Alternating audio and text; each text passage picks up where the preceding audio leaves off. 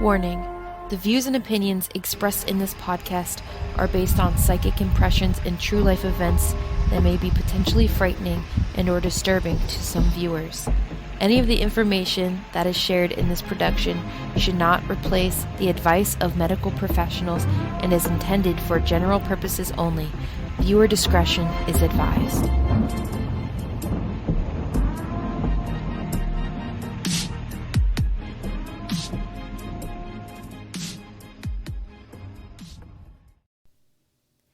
Hello everyone, welcome to Lights at Midnight podcast.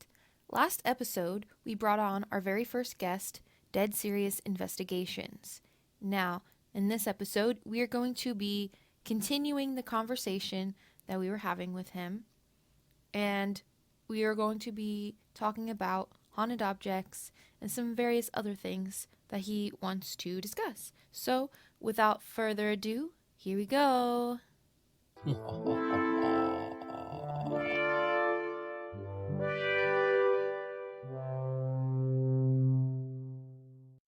One thing I wanted to get into is with haunted objects, how basically someone like an individual like me or you or Emily would look at the object versus an average person. The average person would look at the haunted object as an object, or just, like if it's a doll, they look at it like a doll, but they feel, intimidated in the moment being by the doll, that someone's saying that is haunted because they don't really understand what's going on. And what you don't know, you fear the most, right? But someone like us, me and you, we look at this doll as an actual conscious entity in it. So with that awareness brings confidence. So we're kind of already self-aware of what's going on, what could happen. So with that being in place at the moment of dealing with an object like that, there's that heavy sense of understanding, especially if you're visiting or dealing with a haunted object with this intention. It's extremely important. And but most definitely with when it comes to like handling and care with a haunted object, respect plays a big role in it. So whether good or bad, whatever the intention is with the object, you want to make sure that I highly recommend keeping it behind a glass case or any type of closed-in case.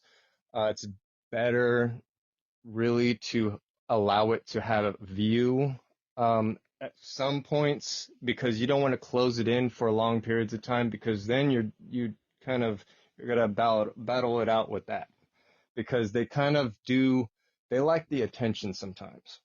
And when you allow the attention not to cause havoc in your house, but just to kind of let it know like that, thank you for staying put, like just little things like that, like thank you for not, causing havoc, just little compliments and stuff. Not like you're worshiping it or anything like that. I definitely forbid worshiping a haunted object. Right. It's not going to end well. Yeah, exactly. So, but talking to it, it sounds a little silly, a little crazy almost, but it's something that's actually pretty necessary, with depending on the kind of severity of the object. Which is interesting because, like, it goes back to what I was saying at the beginning about facets of people and egos. It's like you're feeding its ego. Mm-hmm. It's weird. Exactly. I don't know. I just thought about it like that. This is different aspects. Because haunted objects is not my forte. I don't have a ton of experience with them. Mm-hmm. But Yep. this is new. Like, this is new to me. It's given me definitely a different perspective, a different understanding, even more of a respect than I had. So yeah, it's amazing. Yeah. It's been quite an interesting learning process in the process for me as well, over this course of time. And I've always been kind of just drawn and fascinated to what makes an object haunted, and how does this happen, and does it really happen, or is it just Hollywood? Is it just people, their houses are haunted and they think it's the object because the object intimidates them. I've always been fascinated when I was younger finding this out. And then, this happens in my life where I have all these haunted objects now. Yeah. And I think it's all been led to a purpose. Exactly. And Divinely and led in a way. yes. So, and I really think about it, that, this huge collection that I have already, I don't live in a big place, so, I have a pretty decent sized collection for where I live, and it's properly taken care of, and how I feel in a very, very well way, in a way that I feel that I think is divinely protected. Because if not, I probably wouldn't be in the state of mind that I'm in now. I'd probably either be losing my mind, or I probably would end up in some freak accident. There's several things that could go wrong, but this doesn't make me invincible to these things at all. It doesn't. Right. Anybody is vulnerable. I'm vulnerable at any moment. The problem is what do you bring in your home? Because what you bring in your home with these haunted objects, your objects are going to react to. So if I bring some bad, energy home, it's going to be a chemical reaction. They're going to be they're just going to be, a bombshell. It's a lifestyle. Yes. Can I say So, something? yes. So I don't know if one of those dolls has like a funny personality, but and I was telling this to Chasity over chat while we were buffering while we had the little break. I heard claircognizantly. I don't know if you thought about bringing in a Chucky doll, but somebody's making the joke that you should bring in a Chucky doll because that would be ironic. And that wasn't something I was thinking about. It just popped into my head out of nowhere. So Have you been looking into Chucky dolls to be bringing them in? yeah. That would be, I'm pretty sure if I invested in a Chucky doll, it'd probably be the real Chucky. It would turn into the real Chucky, being Yeah, by that'd my be haunted scary objects. But yeah, Wow. one of the I don't know if you have an earthbound spirit there with a sense of humor, but that's what I Oh, heard. probably. I have quite a few stuff. I do have also some objects that aren't dolls that are very definitely indeed possibly have some interesting things on them. I have stuff that do belong to places that are from the 1700s that have been used, like actual music instruments that were from the 1700s, and Bibles that are from uh, the late 1700s and early 1800s. Um, Actual Bible, I call the Death Book because they use this particular Bible. It was only assigned to priests only. They use passages in this book to read to people that have, died, and they would read these passages to the person that died. So I'm thinking about how much residual energy has been absorbed in the fibers of that book for the people that have just passed and they're reading this book to them. Yeah. So when I touch this book, there's a lot of heavy energy in it. Just, Yeah. flipping through the pages, and, of course, you kind of have to be delicate because the pages are very old, but there's a lot of energy in that book. And I presented it on one live, and but I keep that locked in this leather suitcase that I have, and along with a bunch of other stuff, and it's kind of bound in there with some protection in there. And so I have a lot of stuff that also isn't dolls. I even have an antique water canteen. And I've gotten things that like said soldier a lot, and I'm wondering if that canteen belonged to a soldier, Very because possible. I kept seeing this pop up a lot on my Ovilus. It said soldier a lot. And I'm like, I'm like thinking to myself, I'm like, I don't have any dolls that resemble a soldier. And why would a soldier spirit want to be in one of these dolls? But I'm Right. like, And that's I the do first have thing a, I heard. yeah. Soldier And, in my mind. and I'm like, but one thing I do own is this antique water canteen. Yeah, and regarding the Bible that you have, I would assume too, this is assumption, not only would it be the past spirits, it would be the mourners and all their suffering and pain that's been poured into those words as they're read. Yeah. Oh yeah. And I think that it's all been absorbed. There's a lot of residual energy in those pages. Yeah, that's fascinating. It's like how we leave an energetic imprint. It's like leaving pieces of our life and ourselves along the way. And that holds reference to anything that we do. Mhm. And that's how we leave our energetic imprint. It's literally like our thumbprint. Yes. It's, a part of us is on that, how much energy we put into that object. Yep. We And leave an imprint places on. and everything. And I mean, what would you say that like that drives you to keep going? Like, what is the main thing that drives you to keep searching and like we're discovering and learning?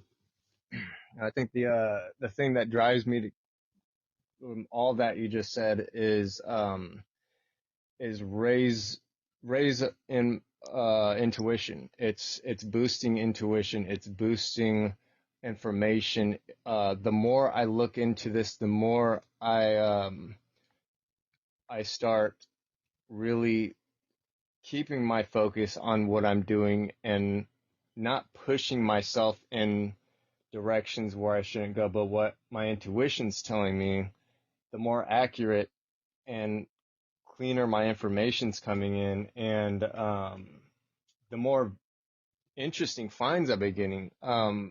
I mean, we can't wait. Like, I'm so excited to see where you're going with everything. I mean, I know you have a lot of content out, but like when this stuff really drops, like it's going to Yeah, be amazing. yeah. That's why when I was like thinking to myself, because I had a lot of stuff already, like really done up very well and put together, and then I've kind of had to correct a lot of stuff. And then I had situations where, because when you're dealing with stuff very genuine and dangerous stuff like this, there's some stuff that'll happen where they start manipulating your content and my software, and I've lost my content and had to restart a few times. Yeah, that doesn't surprise me one bit because that's exactly what we were dealing with is like we thought we lost it or like my volume was too low and then we did lose it. Then it was just me on one end and her on the other. And then finally, through the grace of our protectors and God, I guess, it come all together and we were able to get like an hour worth of, stuff that we needed to open it. It's not going to be an hour long. It's probably going to be like 10 minutes opening, but still, I Mhm. get what you're saying. Like there's something energetically. There's another force involved here around what you're doing too. It's like a Yeah. looming kind of feeling for me. It's Mhm. always around, always present. It's not 100% omnipresent, but it kind of is. That's the only way I know how to describe it. Yeah, there's like a force out there that is trying to stop me from disclosing the disclosure of a lot of this stuff, uh, and win some. And the reason why I say and win is because there's times where it's everything is just fine. It's just certain moments where it's just nothing but problems with it, and like there's things where all the clips of these segments in the investigation would be shifted in weird ways, and the audios were shifted, and everything would be slightly off, and this would be hours upon hours to fix. Wow. And it would be frustrating because when you're alone in editing a lot of the stuff, they spend hours and hours and days, and everything just gets flip-flopped and shuffled like a 52 card pickup. It could get very flustering. And it Yep. wants to do that because it also feeds off that of your Yeah. frustration. Mm-hmm. And then it just mocks you. And yeah, because it just wants you to give up. Exactly. No, I agree. I have had the similar situations happen with, not necessarily haunted objects, but just in general with, just other stuff with spiritual things that I've dealt with. Yeah, it's crazy. You got a lot of stuff to really, I think, bring to the table and to share with people. It's really great. Like everything you've said has been pleasantly surprising. It couldn't have been better. Honestly, this Thank you. couldn't have went any better. I couldn't even imagined it any better. And Thank you. it's great information. Like it adds even more to than just people see a haunted doll and they're like, "Ooh, haunted doll, let me watch." It's not like that. And it's so great to have a perspective, an Mm-hmm. intellectual perspective, from this point of view. So, it's been great. Oh yeah, definitely. All this stuff, it shows, opens the eye of the intelligence in haunted objects. And people have to understand there's intelligent objects or intelligent haunted objects, and there's also residual haunted objects. And just like haunted places, but an intelligent haunting or a residual haunting. Yeah. And you know, most of the objects that I have, they're they have this high intelligence with them, and this high intelligence comes with, a lot of other entities involved. And all these entities that are speaking through this object are also getting information from others that are intertwined with them or interconnected with. And so it's almost like a chain. Like you kind of get especially when I get the spirit box read with them. There's a lot of personalities from one object sometimes that'll Yeah. come through, and that's because, like I said earlier, some there'll be many entities in one object. Exactly. And that goes back to the fact, I've thought about that, but I haven't deeply, deeply thought about it on this level. And then when I started seeing like the doll and the switching faces, because I didn't just see the doll switching, but I saw the faces over the doll. It was like static in between, but it was happening so fast. Like I really got a intuitive perspective on this throughout this conversation, and it is mind boggling, to be honest. Oh yeah, I've had nightmares with that doll before in the past where I've got drunk out of my bed and into the living room, and everything's dark, and I look behind me where I was being dragged to when I finally stopped being dragged, and I turn around and it's Pam the doll sitting on the couch just looking at me, Oh, just sitting there. 'Cause I just And oh sorry. I was gonna say, oh my guy just told me yeah. that like when we talk to people and we're giving them a reading, Chastity, Yeah. and how spirits piggyback to give messages, they're doing the same thing for yeah. you with the dolls and when you're recording. I just heard that they're saying that they're piggybacking off of each other to relay information to you because they're trying to communicate to you. That makes sense. Oh yeah. Yeah, that just Yep, that does make sense. You know, at during that experience, when I turned around and saw that doll sitting on there, it also came with this gut-girdling growl that rattled my organs, Ugh, and that's what woke me up out of my sleep. that's terrifying. So it was kind of like the sound kind of resembled like a really fierce water boil, but you could feel it in your stomach. And then it just came out like with this, along with that water boil, with this at the end, just before I woke up. So it came up with this gut girdling, boiling growl, and then with the at the end of just like that, Ugh. like it was something very big. Yeah, it goes back to the whole kind of like an omnipresence, like it's all around. Yeah. For me, that's how I feel about it. That's an experience I've been picked up out of bed and it's kind of been like a dream, but kind of not. So, I know that same experience. Emily, I'm pretty sure you've said you've had the same experience, and that's not fun at all. nope. It's terrifying. Yeah, it's Um, really bad. Yeah, there's another experience I'd like to discuss also. I forgot to bring this up earlier. Sure. There was so this experience I thought was a dream, but it wasn't a dream, and I know it wasn't a dream. And this was the only other paralysis state I had. Remember, I said I had the one where I seen that dark cloud over my head, and then the one where I was wrestling with that demon in my bed. So this is the other one that I left out that I was gonna get to it, but I forgot to. But this is it. I was in a paralysis state, but I woken up from a dream. So it felt almost as if I merged in from one dream into another dream, like my dream was interrupted. And I entered a new dream. But I don't think that this was really a dream though. I I was in bed and I couldn't move, and my eyes were drawn to one area, but I couldn't really move even my eyes. My eyes were being directed, and I was kind of being forced almost in a way by something to look in the corner of my room by my door. And there was something standing there, but I couldn't really quite see what it was yet.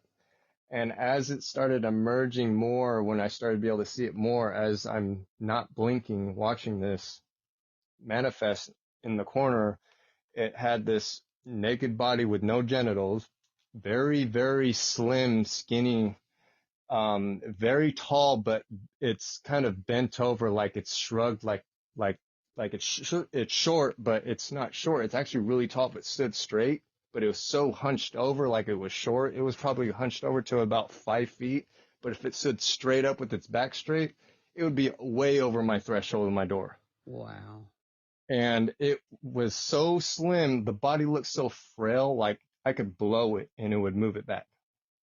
It I've was seen so things like skinny. that before too. And yes, and the head, it had this cone-shaped like head, oval head, and it had these big, huge almond eyes, very long extended neck that I would say probably the neck had to have been at least a couple of feet from where the base of the, like where the chin began, from where the torso was in the head. Very long neck. This thing looked something straight out of like what you hear about in alien abduction stories. Yeah. It was disturbing. And you could see like the bones, like the bones on the back when it's hunched over. You could see like almost like a stegosaurus, Oh. because you could see all like the spine is really skinny.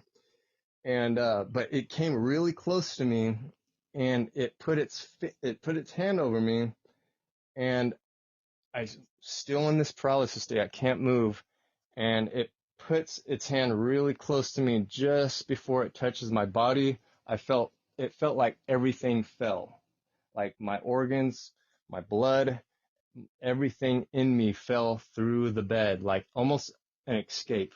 Like I don't know if it was my star body escaping this thing, and I woke up to that falling feeling where everything was falling out of me, or did it abduct me? I don't know if there's a missing time or what happened in that situation. It's just a question mark right now, and it has been since then.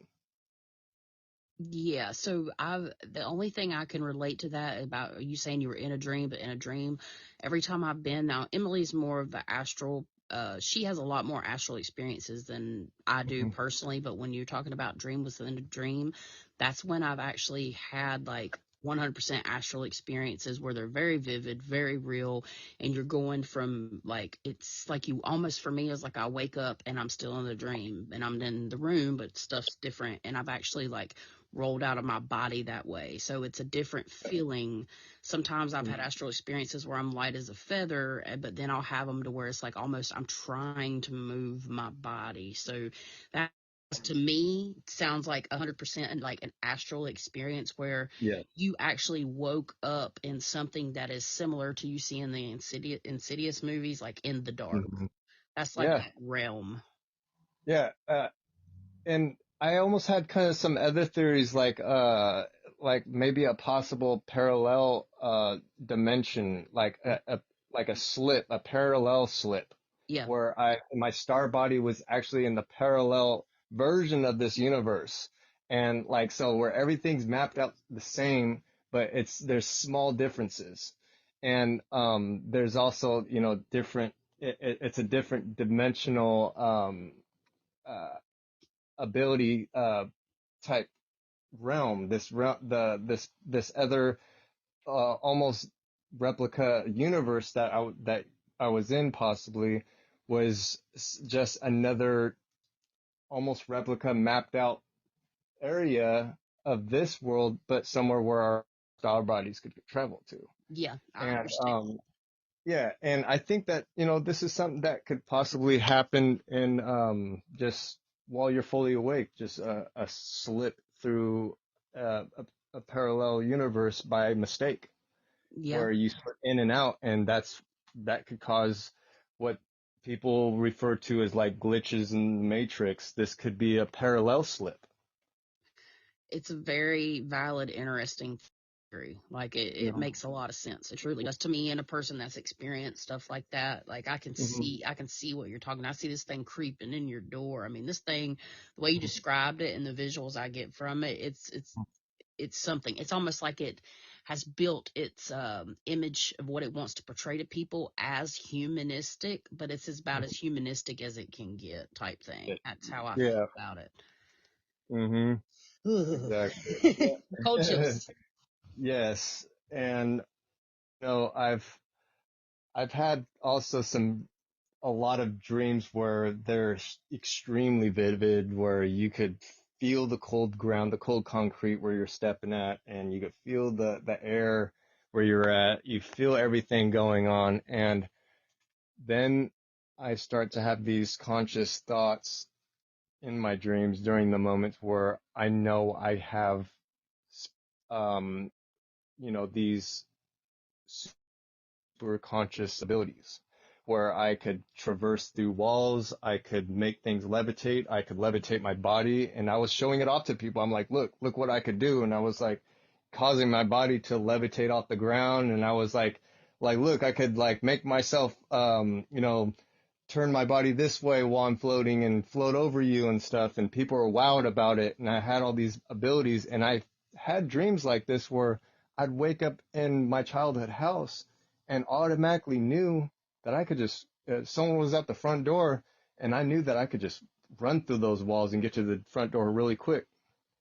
Like I Yes, automatically knew I had these capabilities. you're astral projecting 100%, because Yeah. this is exactly what I experience on a daily basis.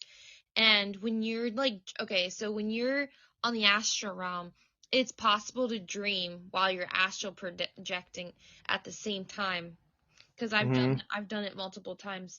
So it's weird, from what I've picked up, when you're on the astral realm, it's like there's a separate, I don't know if it's like a separate dimension or realm that your consciousness goes to, but your astral body is still on the astral realm, but your consciousness travels to this other realm or dimension Yes. simultaneously.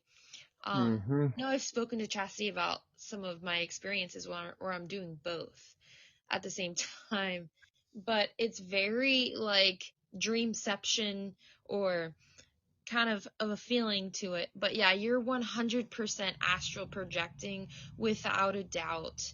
And Yeah.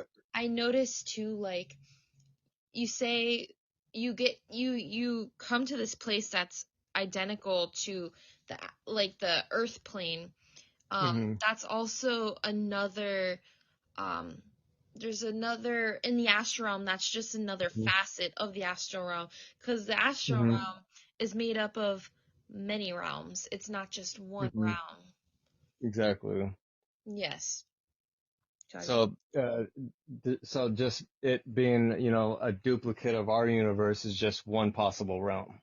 Yeah, it's Yeah, just a that makes layer. Yeah. exactly. I've always kind of thought that you saying that, is good validation to that. Hmm. That, as an experiencer doing that yourself, to hear that from you. Yeah. Yeah, you're definitely 1000% astral projecting, and that's why you're seeing these entities when you're in a sleep-like state, because Mhm. it's like your body might not, or your body is asleep, but your mind isn't. It's kind of like that in between. Chas and I talk about a lot. It's like you get to that spot where you're not 100% asleep, but your body's asleep, and that's when you typically experience most of the stuff. So you're going to hear, you're going to see, you're going to feel the most stuff, and that's part of the reason why you're going to get a lot of what do you call it, the paralysis stuff, is because you're more conscious and more aware in that state, and they know it freaks you out. So that's why they do Mhm. it then, and that's why you're going to see a bunch of creepy ass shit, is because they know you're more aware in that state. Exactly. Spirit That just told me this most. too. And this may be true or not. This is what I just heard from my guides. Mhm. What we're talking about is much more common among people that are quote unquote star seeds. Yep. Oh, really? That's what I just heard. I mean, I don't know. I mean, this is all this technically is our personal experiences. It's Yeah. theoretical, but at the same time though, like Yeah. I trust my guides enough. Like I'm pretty sure if you're a star seed, you're going to Mhm. experience this more than somebody that's not a star seed. And through all the readings Yeah. I do on my lives, right, all the people that I have spoken to on there have literally the same experiences with what I just said and with what you just Mhm. said. And they're all starseeds. Because I noticed a lot of people, a lot of starseeds tend to attract one another. And you're going to Mhm. find out that you're going to come to meet people and they're going to be just like you because they attract each other. Yeah. Yeah. I definitely could see that. Yep. Yeah. The that is like amazing validation though, because I've had these kind of things happen to me throughout the years. Never understood it as much as I do now, but now that the more I've understood it, the more it's happening. Yep. Yep. And it's become, I can't necessarily shut my abilities off, but I can have normal days, like living in the present, I guess you could say, and just being human. But I Hmm. can't completely just turn everything off, even if I try. Yeah. It Yeah. doesn't work that way.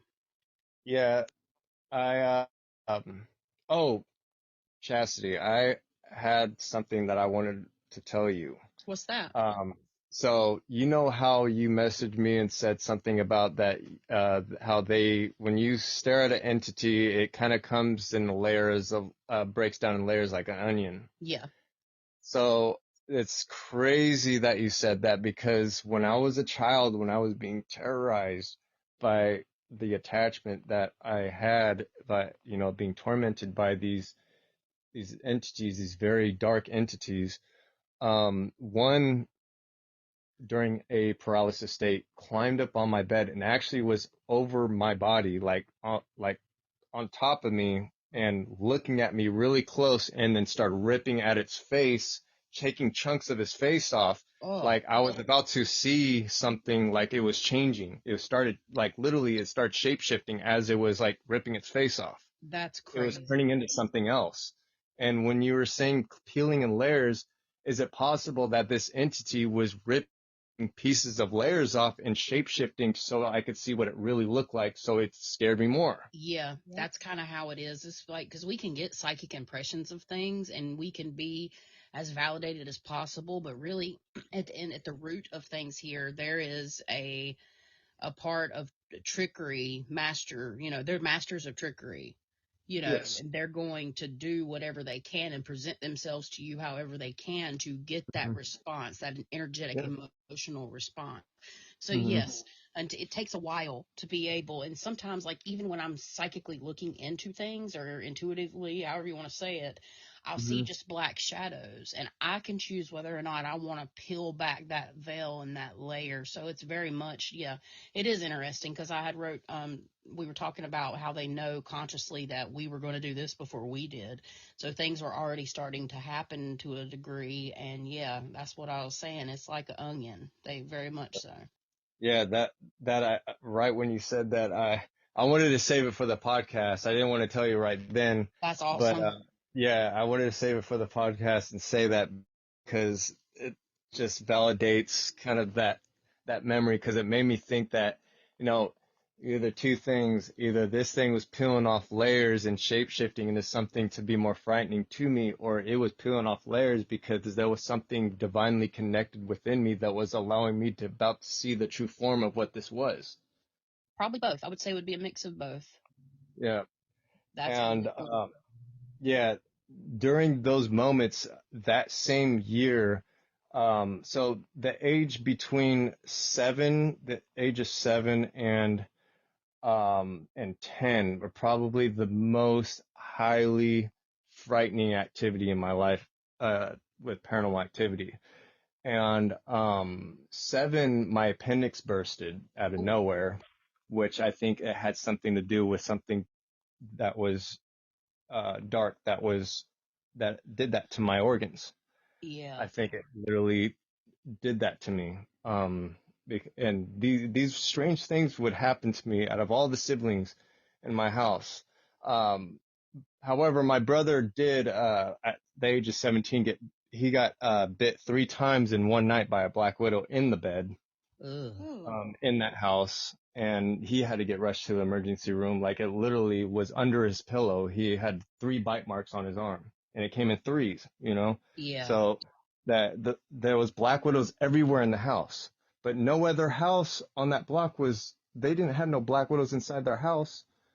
Like, we were the only house that was infested with black widows the way it was. And this is a sign that, because demons and they can manifest pest in the house.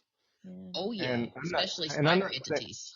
yeah. Mm. So, and I'm not saying that spiders are bad. I'm just saying that they can use this to inflict fear, though, and to Yes. also try to harm. So, a spider that's got venom can, be life threatening if bitten. So it could use the bug to, you know, actually physically harm someone.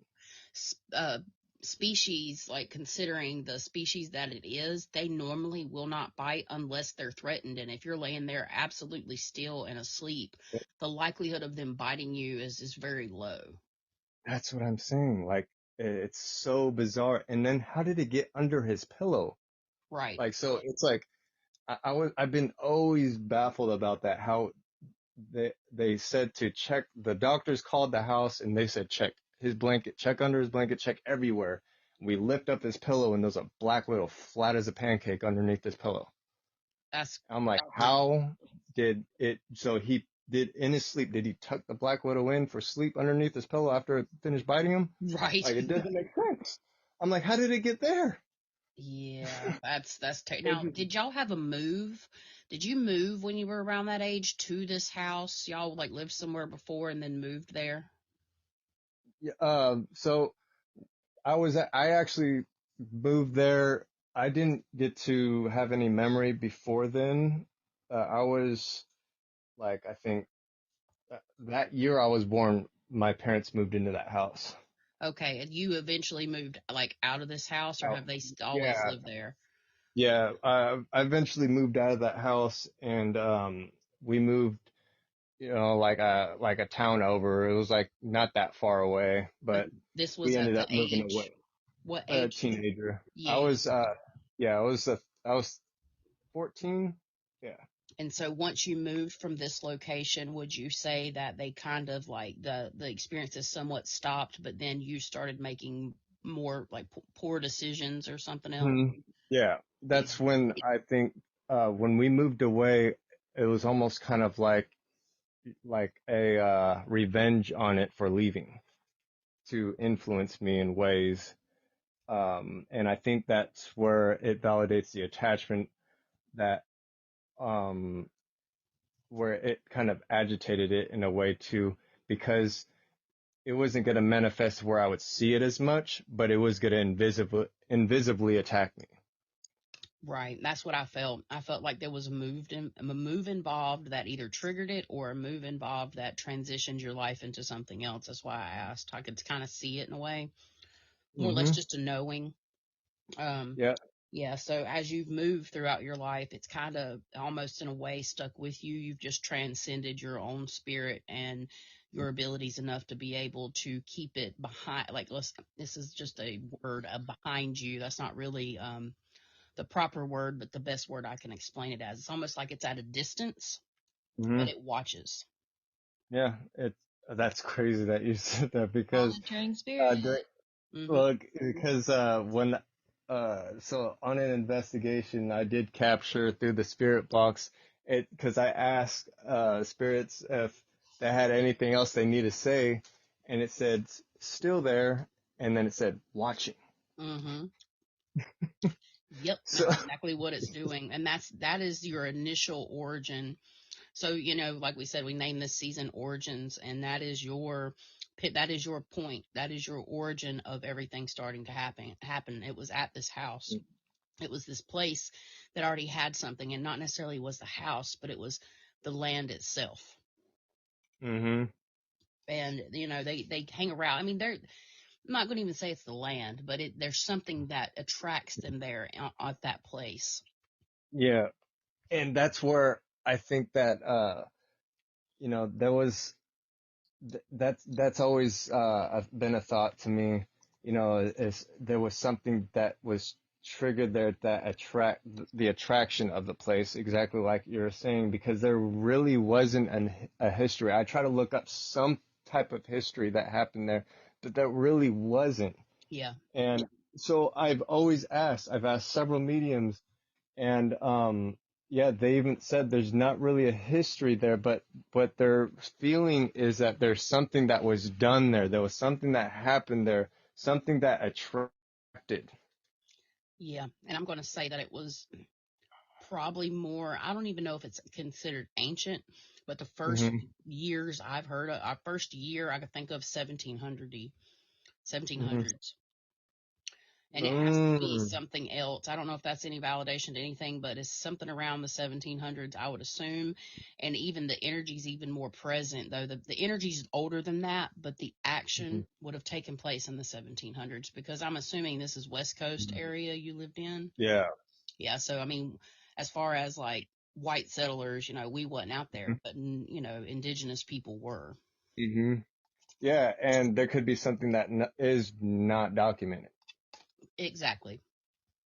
Because Native Americans, they didn't have documentation records for like how we do in today's age. They're not gonna be like write this list down, this happened. Yeah. They didn't do stuff like that. Things would happen and they would document it themselves as a tribe, and usually a lot of things that happened with Native Americans were documented to themselves, not Yep. to the public.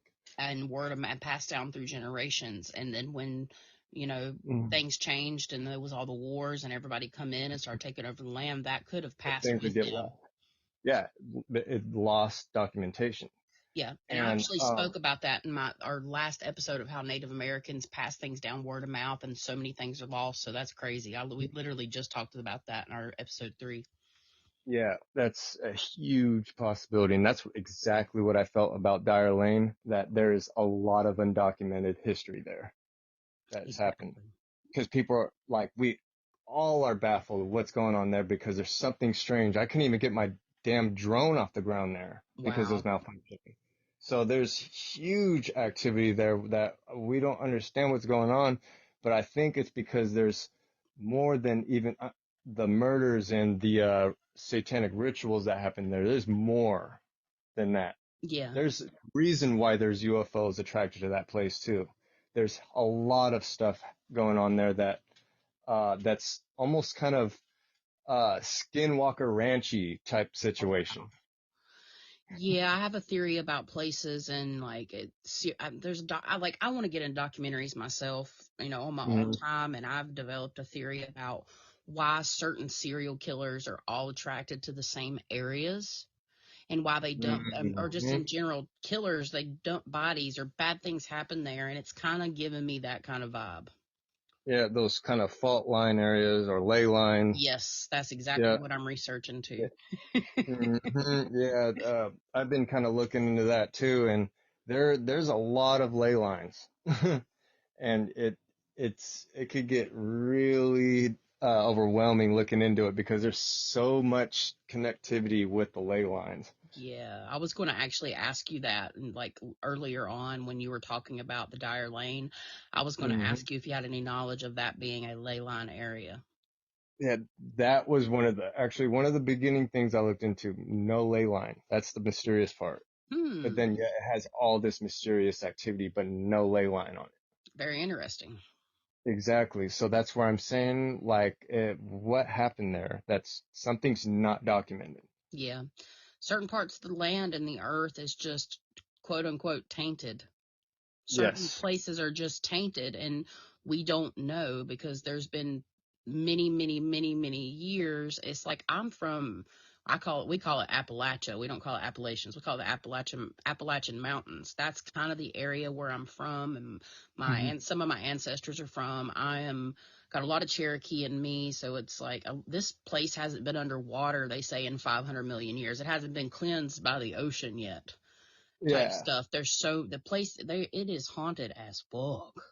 I mean, Wow. we just out here, it's so funny. I've been telling Emily, it's like people out here, there's not a lot of places to ghost hunt, and there's not places that are set up to do that type of stuff because Hmm. around here, we see something crazy, we just like, all right, let's go get the cat inside. We didn't see nothing. We just gonna shut the door and go have a good night, y'all. Now here, all right.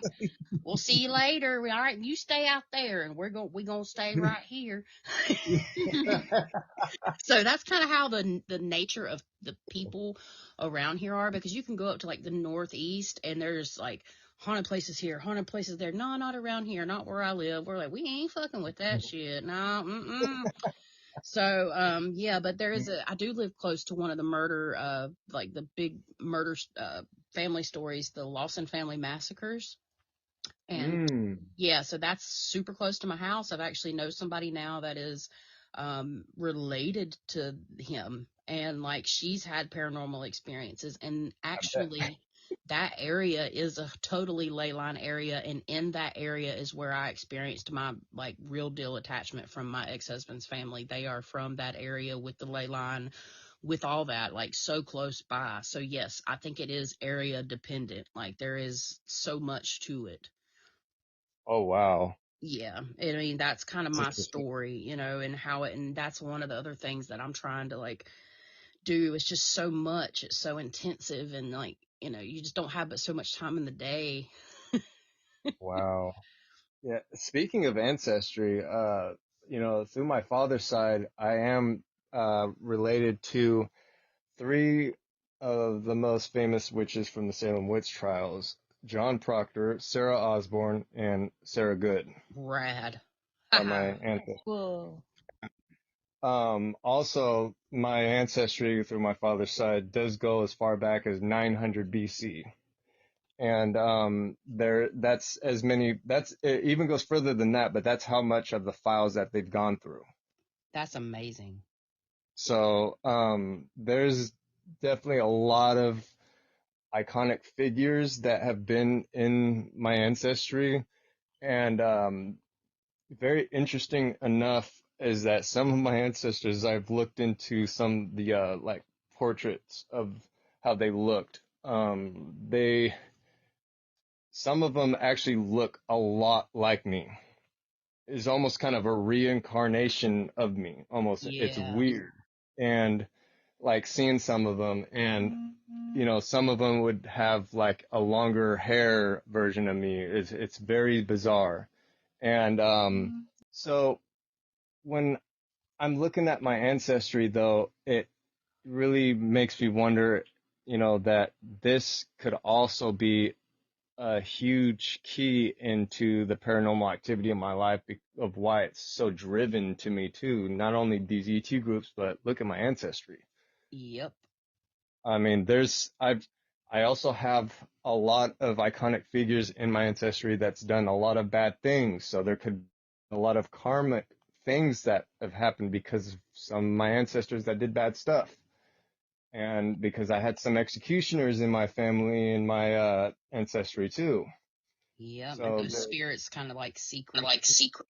yep. So I probably have some not so good ancestors that may haunt me sometimes, and or some of the karmic balances that have to be, realigned, because of what some of my ancestors did. Mm-hmm. And that's one thing that I do, try to, work on is, or correcting my karmic balance, not just based off, good deeds and, help to raise awareness and, consciousness and, but, to also just, that's basically as I'm doing my meditation work is and breath work is also, trying to align myself, rebalance my karmic balance and fix that, It's and important. yeah, it's extremely important. Um, and that's where I do make sure I follow the laws of correspondence because it's, it makes that's the big role in the karmic part of life right there. I agree with that. And there's a lot of people that study it's what is it called? It just left my mind where it's ancestral curses Mm-hmm.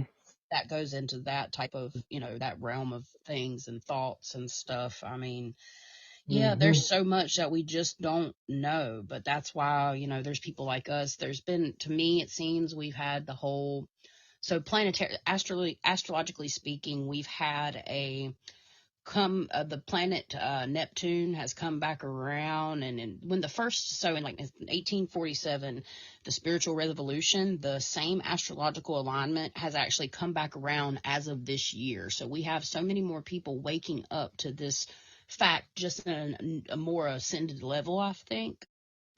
And there's just so many more people since 2019 and 2020. That's when everything kind of started happening with me even more. And I decided to embrace my abilities to protect my family because my ex-husband kind of had some issues like reoccur with the haunting or the attachment that had died down. And then I spent like 2020 trying to learn how to defend myself and my family because we were separated. I had, moved on. I have children and I can't be having all that, like I had to do No, for something, sure. and it's evolved into this. So definitely can relate, just different, kind of just a different path and a different subject. My first paranormal experience was as almost as far as I could remember, but I can remember as far as 2 years old. A very long-term memory. Um, so, but as far as paranormal activity wise, 5 years old.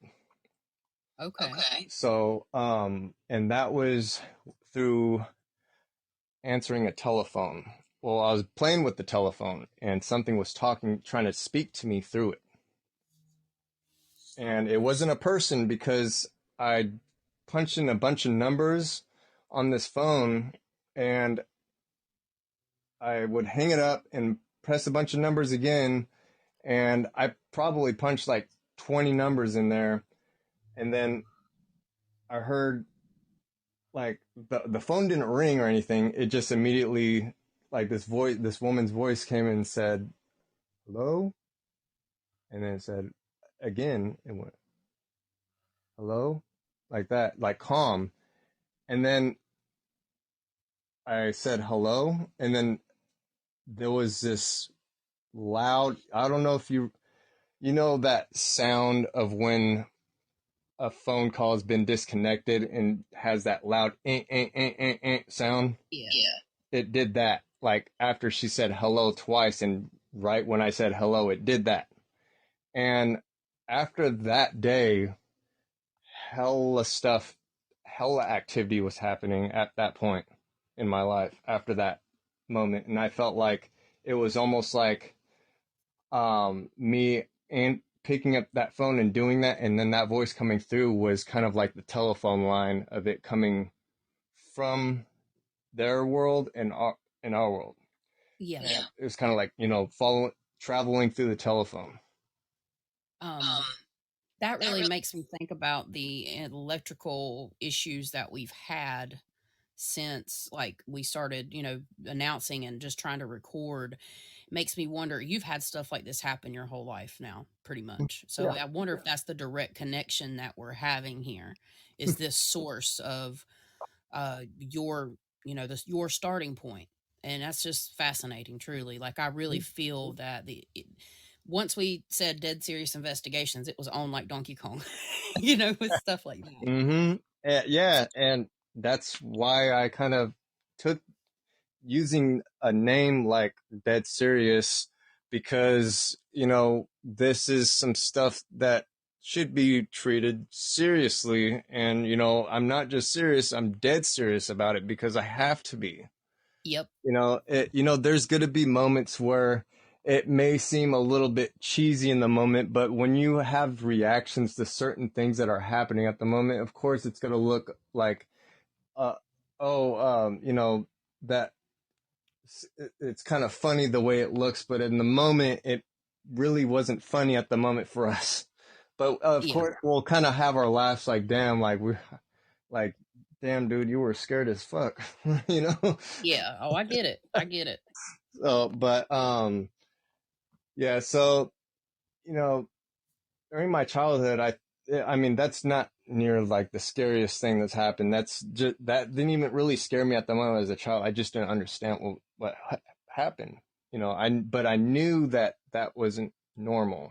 Like, I said hello and the woman didn't say hello back. Instead, it did that. Yeah, that's crazy. So Yeah. I would assume that do you consider yourself an intuitive or a psychic or Um, something such? so, when it comes to that, I definitely have developed an intuition over time, and my awareness level, my confidence level, my knowledge. Um, but the medium that I normally go to, she told me that she wouldn't really say I'm psychic, so I could rule that out. However, she said this is where things get really interesting about me is, and it still baffles her, is, she said, don't get me wrong, my awareness level might what I was saying, it's up the roof, and that's kind of where I've developed it to where I'm starting to, which almost every, living human could do this. It's basically allowing yourself to allow yourself to raise to that level of Exactly. that knowledge and intuition.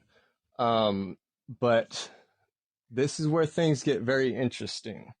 And actually, I was planning on getting to this too.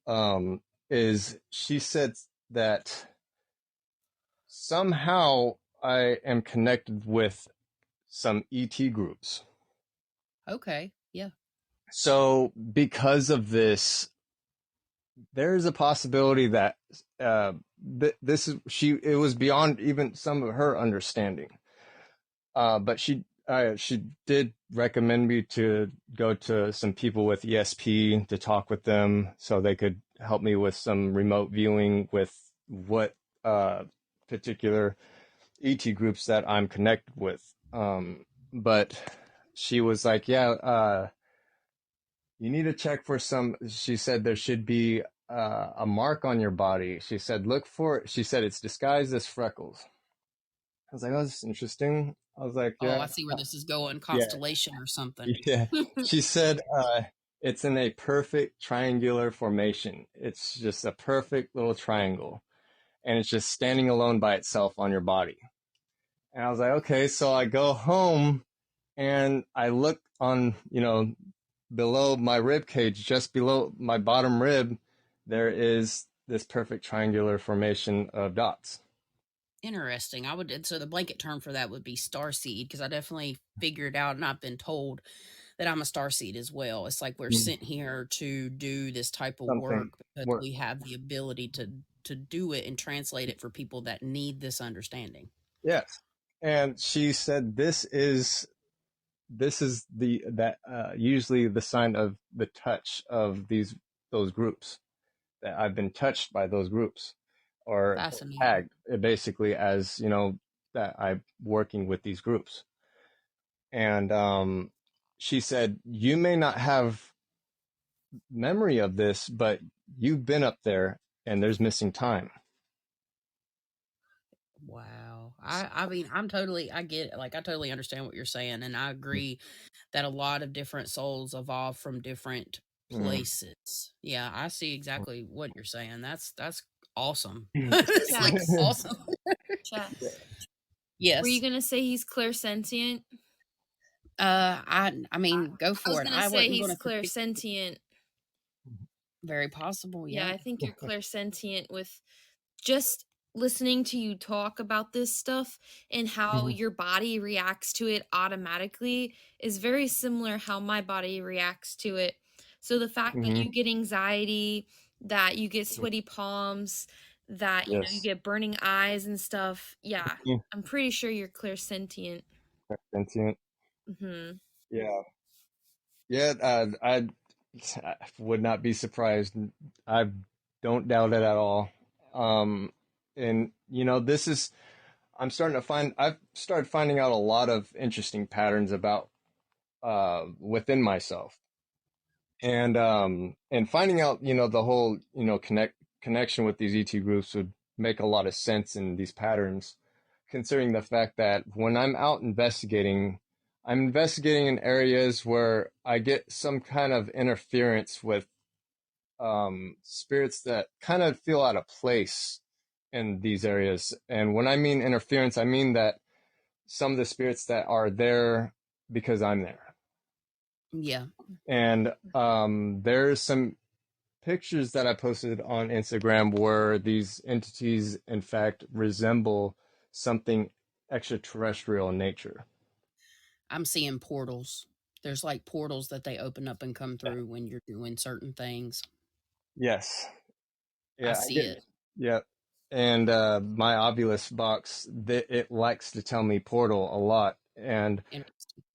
yeah, they come in and out a lot. And I've not gonna lie to kick it. I see little ETs and they have this kind of grayish skin complexion, and they have these almond shaped eyes, but not really kind of like the big insectoid eyes like you would see on like Unsolved Mysteries or X Files or anything like that. These are just they're like our eyes, but they're more almond shaped, and they look like kids. And Interesting. they come usually near the threshold of my room, and their eyes are black, like solid black, but then there's eyes within those like it's a lens, like Is kind of it like a like galaxy? Is um their eyeballs like galaxies in a way?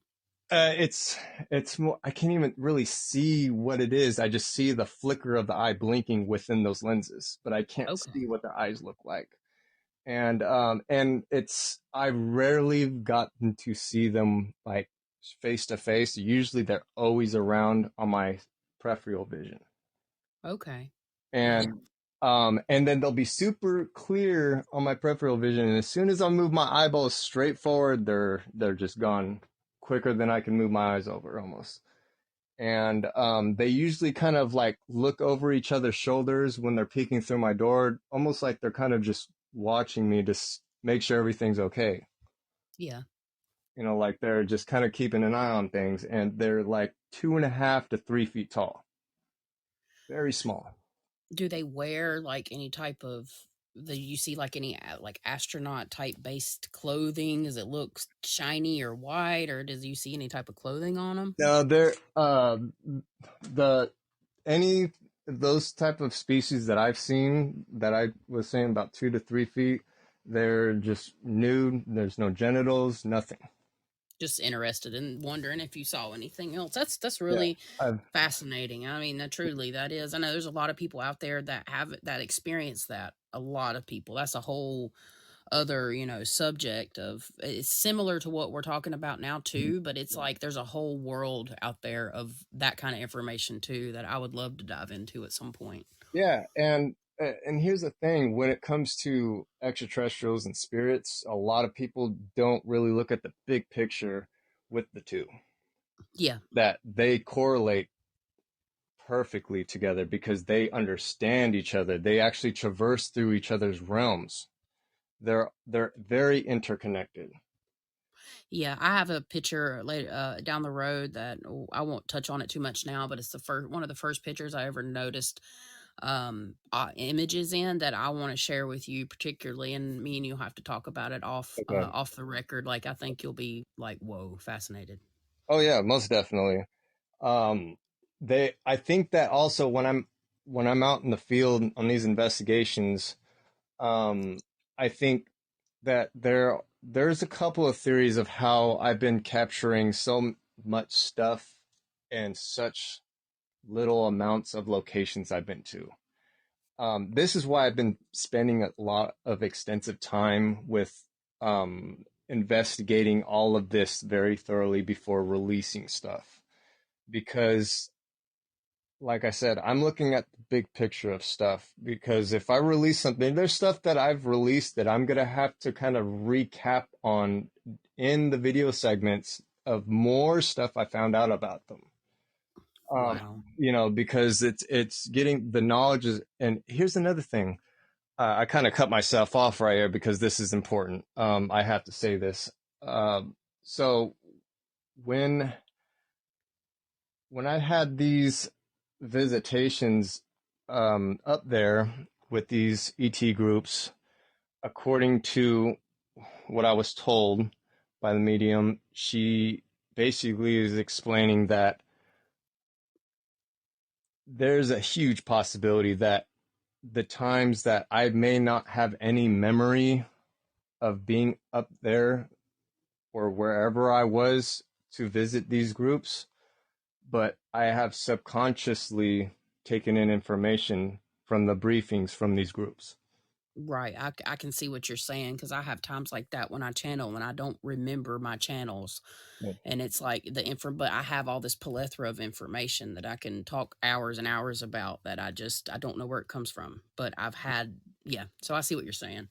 So there's those moments where I could swore that I got some information, and yes, I got a lot of information from a lot of books and my research and stuff and my findings and experiences. However, some of this information has some missing key ingredients to them all sometimes, and sometimes I'd come out with the answer to all of them very quickly out of the blue one day, and it's like, how did I just automatically knew this in the middle of a conversation or explaining something to somebody? And I'm not saying that to that person, but in my mind, I'm thinking, I'm like, uh, oh my gosh, everything just kind of made sense to me just now. And it's those moments where I've received the information from these groups, and my subconscious was able to hold that information for me. I just couldn't remember my visitation. Yeah, I can relate to that totally. It's like a download that you get, and it could partially be like a clear knowing Mm-hmm. basically too. Like it's a download basically from what we would just blanket term spirit. So yeah, I feel that happens to me a lot, but it's a different situation. Yeah, exactly. And when I started getting more aware of that there's something about me that that's different was I started getting these visions just before bed, and I would spend a lot of extensive time meditating and by my altar and stuff. I have two altars that I work with, and um, so I have my altar with I got my Horus altar, and then I got my Michael altar, and depending on where I'm driven to, what I'm seeking, that protection, and that increase of increasing that psychic growth. I got the Eye of Horus, and as well as reflecting back anything that's of like psychic attack or evil spirit or ill wishings against me. That's the altar I start seeking when I start to feel like I need to work with this altar. Yeah. So I start getting these visions where I start seeing these spirits with my eyes closed, not with my eyes open. So I start seeing what looks like they come in a form of like smoke and then they disintegrate. So they'll show themselves and I'll see the face, and before I could see the face like and remember the face, it disintegrates. And it kind of has a shimmer to it. For me, I have yeah, I understand exactly what you mean. I've seen those most of my life as a medium, even before I knew I was a psychic medium, Mm-hmm. and they'll come in the form of either gray, black, or white, Mm-hmm. mostly in those forms. And sometimes I'll see multiple people, and yeah, that's very much an intuitive, clairvoyant Yes. thing. I, Yeah, absolutely. I Yep. started feeling like I activated something within me to start experiencing that within, since I would say uh, early October last year or the end of September last year. So it's about a year I've been experiencing this, and it was after the first night I investigated Dyer Lane, and Mm. yeah, it was very bizarre. And I started really. That's when actually during the time I started really getting heavier on practicing meditation and healing work with myself, and actually even sending healing and cleansings elsewhere to people, like just the putting all my energy and thought into sending it elsewhere, even if it was vast distances. I would still ask for it. and Understood. and I think I really studied how and learned how the law of correspondence work, and I working with that, I think I've also increased that awareness to activate something like what I've been experiencing. And um and like I said, these smoky apparitions, I start actually seeing these faces that look, um that some of them, this may sound cheesy, but some of them do look very ghostly looking, where they have this long jaw drag, and it kind of like their jaws kind of break apart almost because it's like smoke. Mm-hmm. You know what I mean? It kind of like almost like this is where it's going to sound really cheesy. Kind of almost looks like the Scream mask, where it has that long open mouth, and but then the jaw just drops because Yeah. the mouth opens too wide, but it doesn't know when to stop, and then it just kind of breaks I've apart, seen stuff like disintegrates. that myself, and Emily, she experiences the same exact thing. So I mean, we Okay. truly understand Yeah. what you mean. It is So what I was nuts. gonna Yeah. say was when you were talking about how like it's gray, black, and like it kind of fades. So when Yeah. I do my YouTube lives, right, I have to wear a blindfold because I see that, but it's hard to do it in the light. So I have to wear this blindfold so I Has to be. can see it. So that's how I see it a lot of times, especially when I'm trying to go quick on my live to do these readings for people. And the thing you're describing with the scream mask looking thing, I see Mhm, that often with people mhm, sometimes. And mhm. yeah, it kind of it goes so fast. And Yeah. I have to have a pen and paper with me when I do it because it'll go so fast, but I'll be able to catch it enough and remember enough Yes. to where I can draw it. But Yes. yeah, Yeah. It almost like this. This is a very common entity that that I've seen that I was describing. It almost kind of resembles the perfect phantom in like movies, like Yeah. what you would see in a scary movie. It would resemble the perfect phantom look, is how to describe it. and and I've seen several other faces. I could go on and on of different types of beings I've seen. I've seen faces of uh with human bodies with the heads of lions. I've seen even entities with the heads of they look like mm-mm. dinosaurs.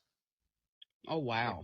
Yeah, I saw this, and I saw entities that resembled gray ET group.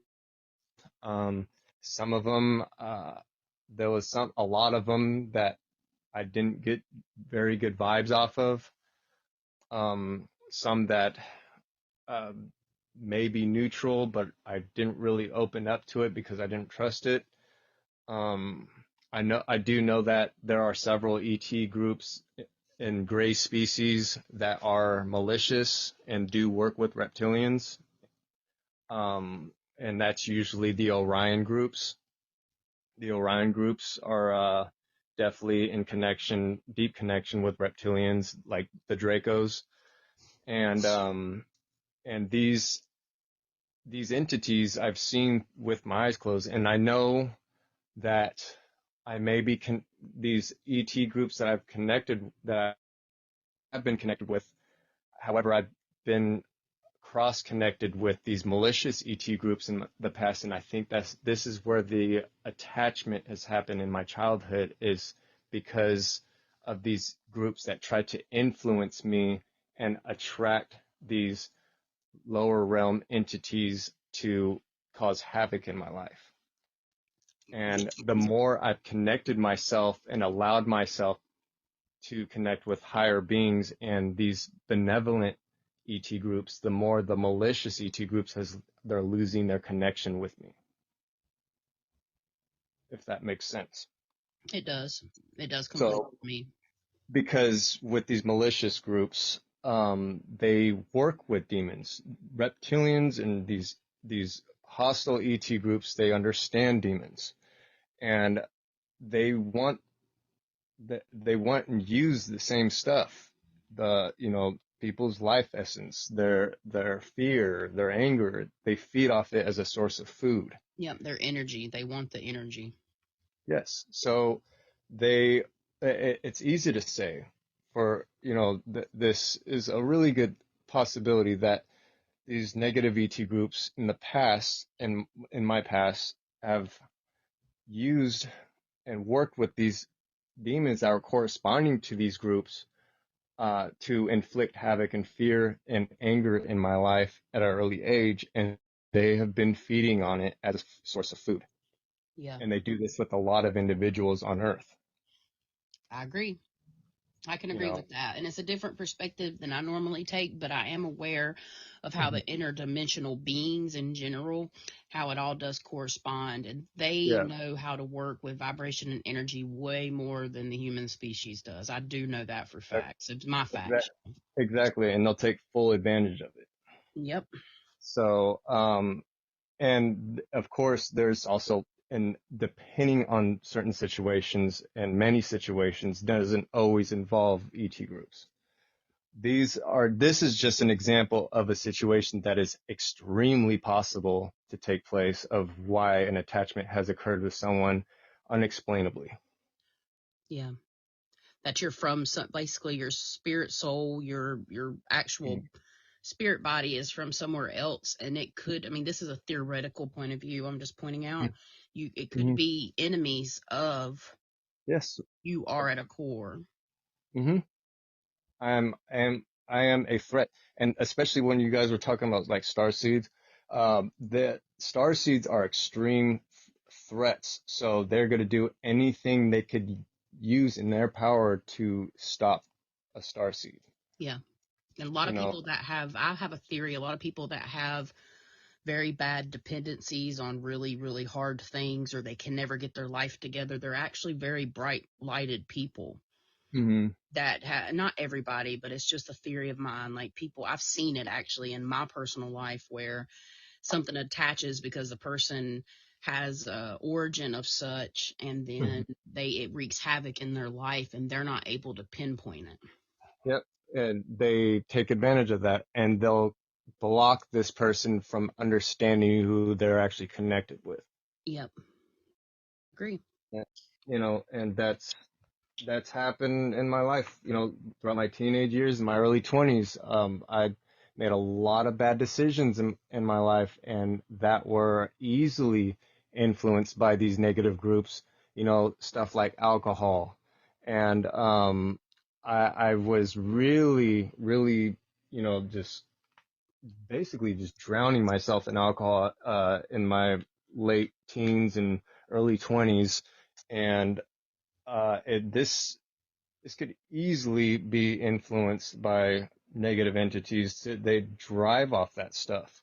So it's a fuel for them. So, when you when you intoxicate yourself with the toxic substance, that leaves you in a perfect vulnerable state for them to feed off you That's and feed exactly what happened to me. emotionally attack you.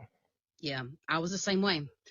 So Hmm. our stories add up there again. I did the same exact thing, and that's when I started experiencing my first actual attachment. I'd wake up with 3 scratches on my back. I was drinking heavily. I continued to drink heavily, but I also, this attachment was from, I feel, from my ex-husband's family and a lot of other things I've discussed before. But yeah, that's exactly the same thing. And in my late teens and early into mid 20s, when I was 26, I quit drinking for the most part. I'll have a beer every now and again, but nothing Yeah, like it was. yeah. Not like drinking every night to basically not remember the day or night. Yeah, just to deal with things. And that's when things really were bad. And then I know during those certain times of me being so intoxicated that I wasn't myself, I would make irrational choices. Fortunately, I never got in big time trouble, but Hmm. I know that it did, it did have a big part to play in what was haunting me. So yeah, I get it. Yeah. So, it's when I add the patterns of just not my studies, um, and knowledge and, my research and investigating, but my life experiences of everything that I've mentally documented over the years, it all validates exactly what I've been talking about throughout this whole podcast. It brings it full Yeah. circle. Yes.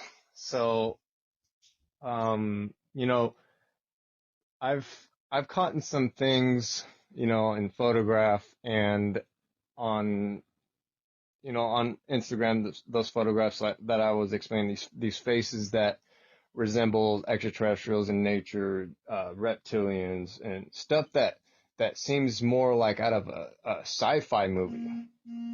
You know, very very bizarre looking faces, and then I got these ancient monstrous looking demonic entities like that one that the one you remember you outlined. Yes. Yeah, like that thing, it just looks something straight out of like a horror film. Yeah, that was nuts. I saw it instantly, and I'm like, I'm not like Emily's got me beat on the artistic side, but I could see it perfectly. Like it was Yeah, crazy.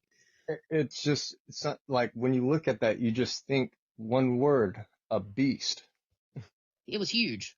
Yeah, this thing had hella heads, including what looked like a dragon's head at the bottom, as if there were just multiple entities stacked on top of a dragon, like the dragon was its mount. Yeah, I could see even more. I see what you're saying now because as I looked at it even more after I did that, I started to see more objects, like even stacks of horns, like you're talking about. I saw that. Hmm. And those horns were big. If you were there in person, where you see the level where that barbed wire fence is, or how it's like that barbed wire is up to like my upper chest point. I'm just like I'm basically 6 foot, so I'm like 5'11" and a half. But if I wear my boots, I'm 6 foot. Yeah. When I'm investigating, I'm wearing my boots. That fence is up to basically up my upper chest, almost collarbone. So, Wow. and you look at the height of those entities. I mean, that's a giant. Yeah, it was nuts. It was Huge. nuts. So, like one head is bigger than our torsos. I mean, it's insane how big these things are. And you look in the demonology and you look at like when you're reading demonology and they start getting in the detail of like some of the size of these entities. They're giants. They're Yeah, it's huge. crazy. Some people don't really think about that these entities, you want to see the real form of these entities, they're huge. Yeah, and They're, people don't understand this. Like they don't understand the repercussions of their actions without saying a whole lot more, and it's dangerous. It's just exactly. we really appreciate you coming on. It's been fucking amazing. I mean, it's been fascinating to hear your side and your perspective of haunted objects and even more of the experiences that you share. Found a lot of related stories or situations, and I think we all learned something in one way, shape, or form through this episode. And I would just like to ask, do you have any, basically shameless plugging? Do you go ahead and tell us what you got for us? Okay, well, everybody could find me on Instagram, Dead Serious Investigation _ in between each word. You could also find me on YouTube. Just look up Dead Serious Investigation. You'll find me on there. And, I hope all this information has been helpful with everybody with haunted objects. If you have any questions, don't be afraid or shy to DM us on Instagram if needed. If you have any questions, let us know. We'll answer them at the best of our knowledge. I'm always open to take questions. So, yeah. That about sounds it. great. Yeah. I mean, and I'll link all of his information down below. So there'll be links. You can just directly follow him through that. And as always, we certainly appreciate you guys listening.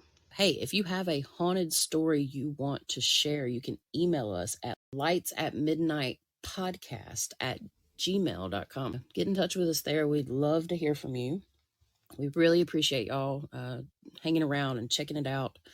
And yeah, thank you so much. We are super excited to bring you some super awesome content. We really appreciate you guys checking us out. Thank you to all that took the time to listen to this week's episode. Your support means the world to us. And remember, all of us have the ability to shine brightly and shed positivity even in the darkest of places. Stay safe, stay well, and light it up!